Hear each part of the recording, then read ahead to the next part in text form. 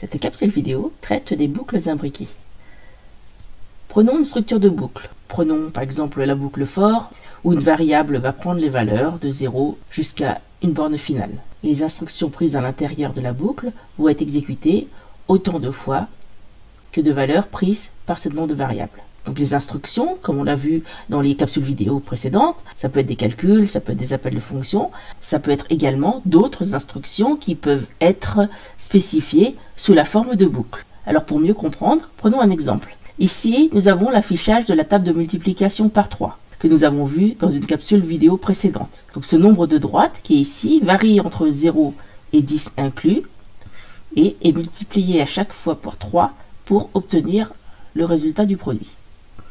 Alors ce qu'on aimerait maintenant, ce n'est plus se limiter qu'à 3, mais aussi faire varier le nombre de gauche, et non plus rester sur la table de multiplication que de 3. Tout en gardant les instructions qui permettent de faire la table de multiplication, j'aimerais aussi avoir la table de multiplication de 0, de 1, de 2, de 3, de 4, etc. Je garde le code de la table de multiplication, et c'est juste que, cette fois-ci, ce nombre qui était à gauche, je vais le faire varier entre 0 et 5 inclus. Donc nombre de gauche va valoir tout d'abord 0, puis 1, puis 2, puis 3, puis 4, puis 5. Et pour chacune de ces valeurs, il va exécuter toutes les instructions qui permettent d'afficher sa table de multiplication. Donc ça va afficher d'abord pour 0, pour 1, pour 2, pour 3, pour 4 et pour 5. Voyons comment se déroule le programme exactement. Au début, nombre de gauche vaut 0. On exécute ce qui est à l'intérieur de cette boucle de 0. Table de multiplication de 0. Et ensuite, toujours dedans, en sachant que nombre de gauche est à 0, on va faire varier nombre de droite de 0 à 10. Et on va afficher à chaque fois la multiplication de 0 multiplié par les valeurs de nombre de droite qui varient de 0 à 10. Et on écrit table terminée. Une fois ce bloc d'instructions terminé, on reboucle sur ce premier for et on passe à la valeur suivante de nombre de gauche, c'est-à-dire que nombre de gauche à présent vaudra 1. Et on refait la même chose, on écrit la table de multiplication pour la table associée à nombre de gauche qui vaut 1. Puis 2, puis 3, puis 4, puis 5. Testons à présent.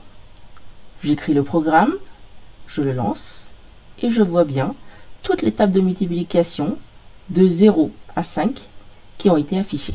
Récapitulatif de cette capsule vidéo, lorsqu'on va utiliser une boucle, comme for par exemple, il y a des instructions avant la boucle.